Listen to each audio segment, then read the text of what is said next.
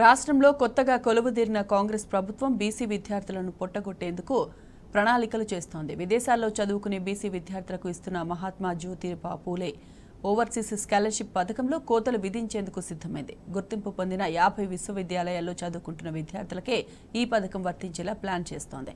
ఈ మేరకు మార్గదర్శకాల్లో మార్పులు చేసేలా మంత్రి పొన్నం ప్రభాకర్ అధికారులకు ఆదేశాలు జారీ చేశారు.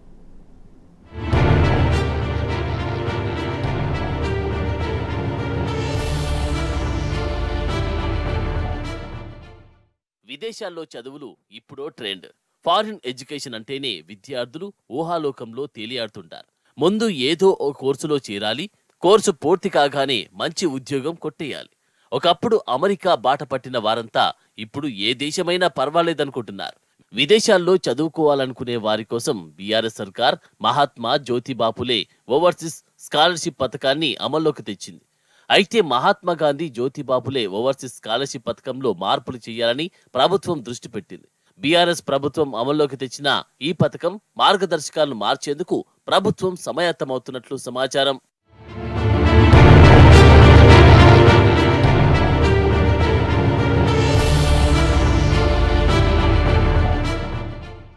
విదేశాల్లోని అన్ని యూనివర్సిటీలకు కాకుండా కొన్నిటికే ఈ పథకాన్ని వర్తింపజేయాలని భావిస్తున్నట్టు విశ్వసనీయంగా తెలిసింది. ఈ ఫలానా వర్సిటీ అన్న తేడా లేకుండా ఎక్కడా సీటు వచ్చినా ఇప్పటి వరకు ఈ పథకం వర్తిస్తున్నది. ఇకపై ఎంపిక చేసిన టాప్ 50 వర్సిటీల్లో సీట్లు వచ్చిన వారికి మాత్రమే ఈ పథకం కింద ఓవర్సీస్ స్కాలర్షిప్స్ ఇవ్వాలని అధికారులకు బీసీ సంక్షేమ శాఖ మంత్రి పొన్నం ప్రభాకర్ ఆదేశించినట్టు సమాచారం.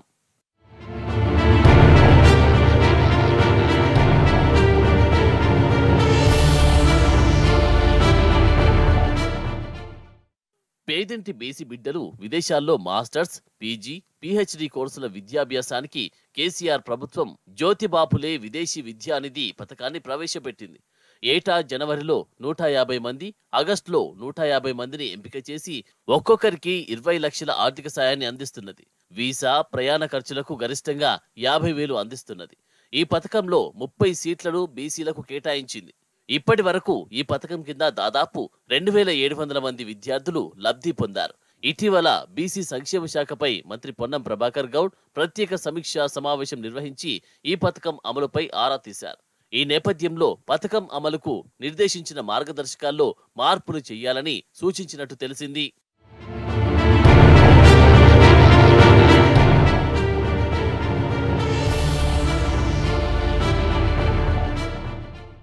ప్రస్తుతం తల్లిదండ్రుల వార్షిక ఆదాయం 5 లక్షల్లోపు ఉన్నవారికే ఈ పథకం చెందేలా ప్రణాళికలు చేస్తున్నారు.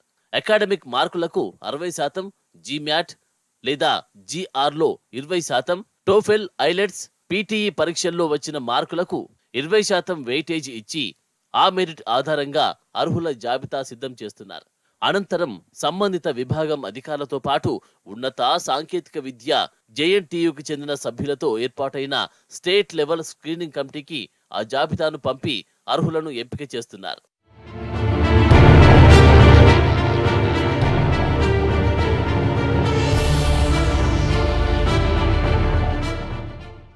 ఇప్పటి వరకు America, Britain, Australia, Canada, Singapore, Germany, New Zealand, Japan, France, దక్షిణ కొరియా దేశాల్లోని యూనివర్సిటీల్లో అడ్మిషన్లు పొందిన విద్యార్థులకే ఈ పథకాన్ని వర్తింపజేస్తున్నారు.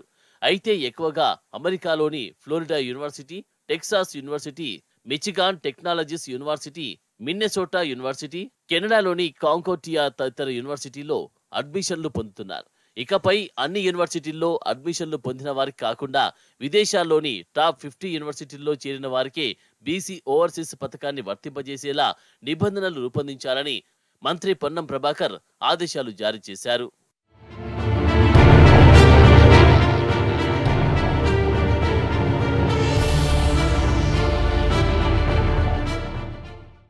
మహాత్మా జ్యోతిబా పూలే ఓవర్సీస్ పథకానికి సంబంధించి ఫాల్ సీజన్ కు దరఖాస్తు చేసుకున్న అభ్యర్థుల సర్టిఫికేట్ వెరిఫికేషన్ కొనసాగుతున్నది.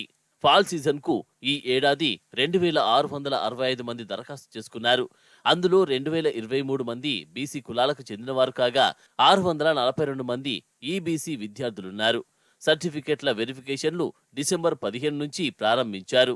జనవరి 23 వరకు ఇది కొనసాగనున్నది. అయితే పథకం మార్గదర్శకాల్లో మార్పులు చేస్తే ఆ కొత్త నిబంధనలను ఈ ఫాల్ సీజన్ నుంచి అమలు చేస్తారా, వచ్చే ఏడాది నుంచి అమలు చేస్తారా అన్న విషయంపై ఇంకా స్పష్టత రావాల్సి ఉన్నది.